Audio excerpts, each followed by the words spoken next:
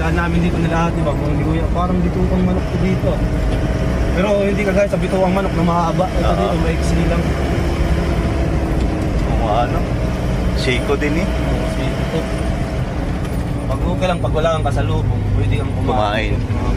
It's bakit pa? Oo, bakit? Bira, nag-ano yan, magbibilis-bilis. Oo. Minor talaga yan, kaya hindi mo.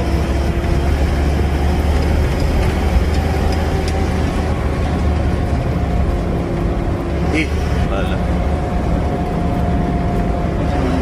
Oh, putragis na yan. Yung pababa dito. Mayroon dun sa unahan, ano, medyo pangit yung daan. Pag diyan ka talaga magmotor ka, magganyan din ko. Diyan ka mag-banking, kaya pasyente ka dyan. Kamali ka, laglag talaga masiko mo dyan.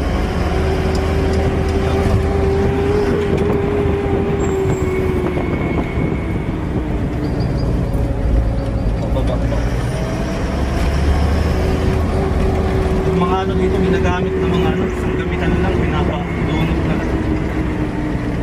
Pag-repair ng simento dito, malapad lang pero pangit yung daan. Ang pinang 5, itong mga 5 nga, tinatawag. Pero hindi na masyado. Yung mahaba pa din ano? Oo. Kailangan mo lang dyan, engine brake lang. Oo, para lumaban. Bawal ka mag-freewheel. Puta, pasyente ka dyan, mag-freewheel ka.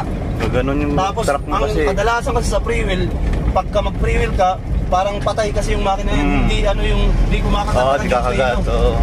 Sus, pasyente lang eh. Pero okay lang ganyan kalawak yung daan, yung 4 lanes. Oo.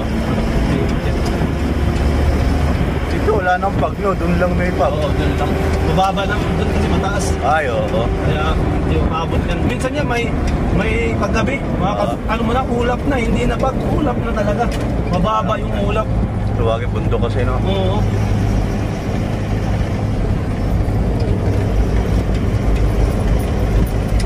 Bingkong ah.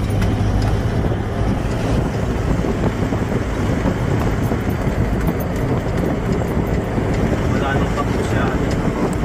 Araw naman na.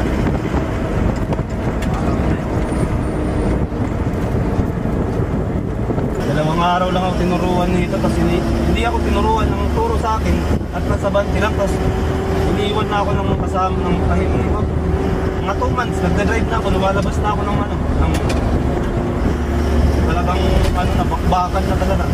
Kahiling niya. Oo. Madali man lang. Basta lagi mong hawak yung manubela. Oo. Required ba yan? Pagka naka-big bike, kailangan na